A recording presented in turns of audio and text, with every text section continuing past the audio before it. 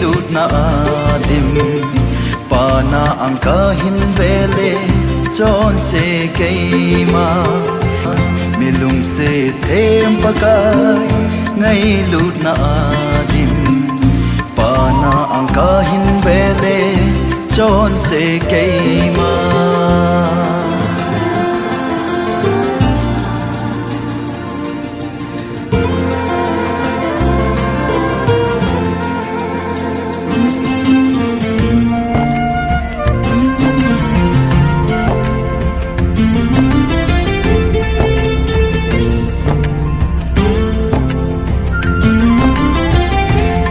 tin na cha te ho phate na boji til se ho ako na hu do singin ni tin na cha te ho phate na boji til se ho ako na hu do singin ni tin ka hin khule lam sao ka zot lai zin na thun lam di a ei pui si ni tin ka hin khole lam sao ka zot lai zin na thun lam di a ei pui si milung se them pakai ngai lut na adim pana ang kahin bele chon se keima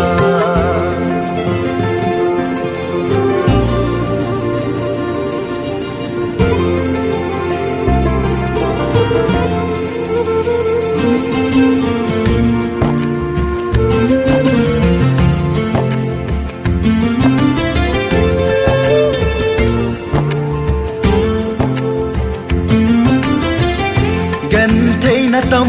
pi hung rung ding nan te hin la na lung set na cây din a ling set ne gen te na tâm pi hung rung ding nan te hin la na lung set na cây din a ling set ne na ko ma jing ing ting cross lam pi zot jing leng Zona chu chang te ding a khon ni le na ko ma jing ing ting cross lam pi zot jing leng Zona chu chang te ding a khon ni le milung se them paka ngai lut na adim pana ang kahin bele chon se keima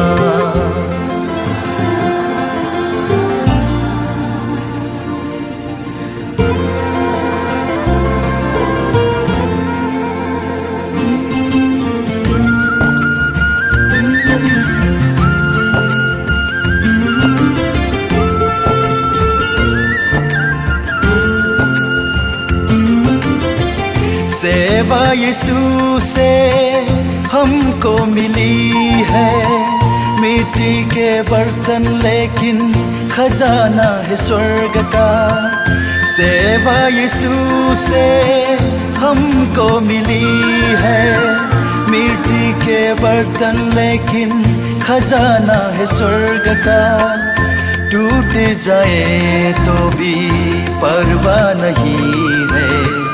महिमा हम तुझको देते रहेंगे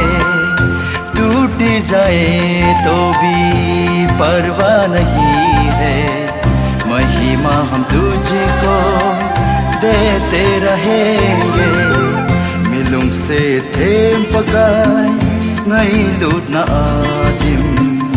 pana ang kahin bele